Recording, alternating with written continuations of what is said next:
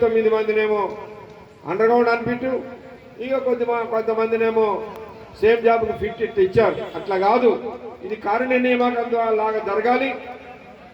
ఇది medical board అనేది కారుణ్య నియామకం సింగరేణిలో ఎక్కువ మంది ఉద్యోగాలు ఇవ్వడానికి కనీసం 170-80 మందిని అన్ఫిట్ చేసి ఉద్యోగాలు ఇవ్వాల్సిన అవసరం ఉందని దాని మీదనే మొన్న మీరు అందరూ కూడా అన్ని చోట్ల మనం సింగరేణి యాజమాన్యానికి మెమోరాండం ఇచ్చినాం. యాజమాన్యం కనుక విధానాన్ని మార్చుకోకపోతే తప్పనిసరిగా మనం సమ్మె చేయడానికి కూడా దాని మీద సిద్ధం ఉండాలి.